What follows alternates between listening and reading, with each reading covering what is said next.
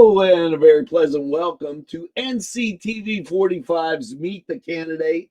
And I have my good friend Lawrence Williams sitting right there. You know, we're all kind of busy these days, and we can catch up with anybody anywhere. That's a fast moving train. How you doing, Lawrence? I'm very well, Angelo. How you doing? Oh, just excellent. Just excellent. Thanks for asking. And Lawrence, you're running for city council. Newcastle, Pennsylvania. There you go. You know, if you go back, we've done a meet the candidate with Lawrence quite a few times, and he is one outstanding individual. I enjoy his company and I enjoy sitting talking with him. Lawrence, why don't we talk a little bit about some of the issues that are facing us here in Newcastle? Sure, sure. Where do you want to start? There's a long, illustrious list, brother. Anywhere you'd like. Well, I'll try to address that. Let's do Cascade Park first. Okay. Okay. Years ago, we've been trying to work with United Way to get the pool, and United Way and the city are currently in negotiations for a lease arrangement for the pool. However, council at this point they're failing to realize the value of having a pool.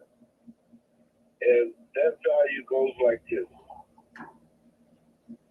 If you were to rent out the Cascade Park, I'm still getting an echo. You can hear me, all right? Yeah, I can hear you perfect. Okay. Okay. If you were to rent the park out, the large pavilion is like 1,700. The other pavilion that's the merry-go-round one is around 1,200. And then the shelters run $15 to $25. So what'll happen is by having a pool, you will have more people renting out the shelters and the pavilion. And so just give you the numbers here. You can make the city will make at least $3,000 a week. And if you times that by 4, that's 12,000 a month, $48,000 on a 4-month period. That's great revenue for the city. Yeah. So that's the purpose of Cascade Park Pool. Now you have the other retail advantages that will come around. Other people would want to put in restaurants or some kind of swimming attire. Yeah. Okay. And that will sell also. And then the city will recoup the taxes off of that. So we're going to shift gears and then we'll go back to City Hall. City Hall now, they're paying $80,000 a year for operations. Now, if you walk around the City Hall building, you'll count 22 air conditioners in the window. Now, if you're going to save on energy, you know the air conditioners has got to go. And going further, if you were remodeling your home and you're concerned about the energy cost, that means you would want to put in new windows. You would look into a zone type heating or some forced air, which is less expensive than the boiler system. So that money right there could be saved, and not having to promote this building for anybody. Because the building went out for bid, and nobody bid on it. They didn't get any offers. No figure. Yeah. Yeah. So if you just to go ahead and just take the city hall as it is, windows, the new ventilation system, forced air, whichever one becomes the least expensive to operate. The city will save money right there. And I said, with the Act 47, the city needs revenue stream right there. So this will free up money in the general fund to be able to invest into what I would call a city revitalization project.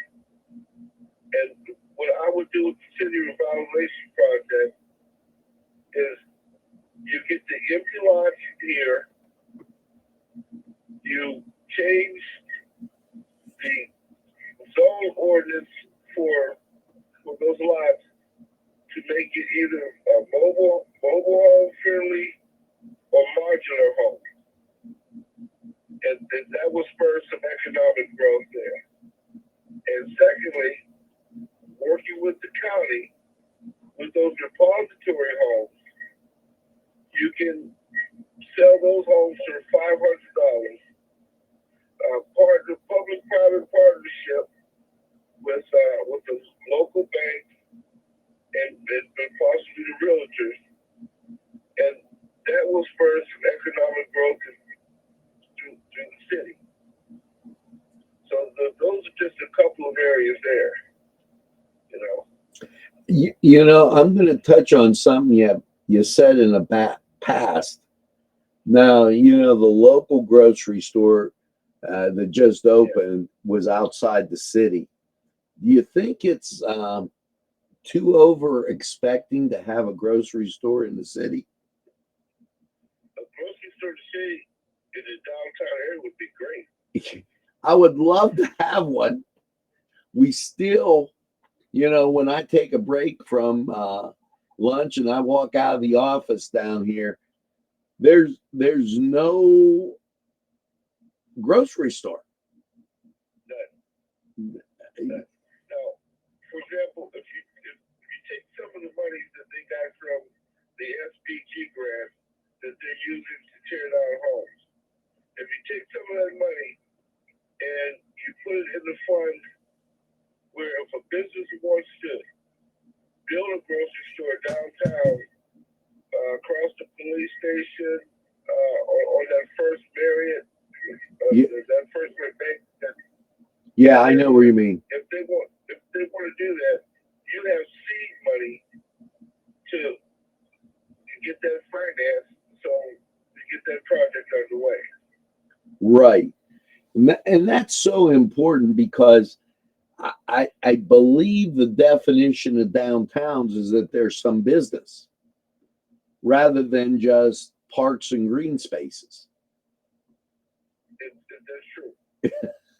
You know, we've mastered parks and green spaces, you know, and that's quite scary. So, in closing, now, why don't you tell them your position physically on the ballot? Because we had talked a little bit earlier, and independent and non-affiliated are two different terms. So they want to vote for you. Where should they look? Well, I would be on the ballot. I'm just the last name. Okay, that works really, really well. And in closing, anything else you have to say? Oh man. Well, let's go back to the ballot. On the ballot, you will see that I'm non-affiliated. So therefore, that makes me a true independent. You know, I take everything from all the parties, Republican, Democrat, Independent, and I work with the council to implement the things that need to get done. So that's the advantage there. Yeah, you know, I see that. Lawrence, you've been a great guy, and we've known each other for quite some time now.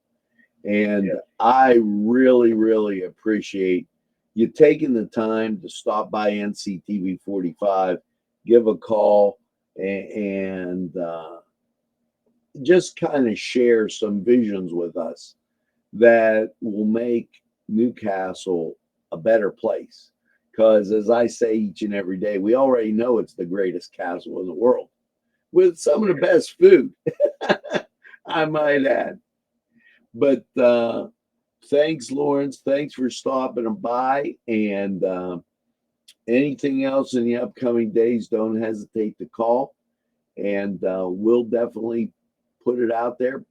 Put you on Newswatch. We're live right now, and some folks are watching. So across 18 different media sources and on nctv45.com. Thanks, Lawrence. Make sure all you folks have a great day. And remember, we're available anytime on your time. Train that runs on your schedule. That's NCTV 45. Have a super day. All right. Thank you.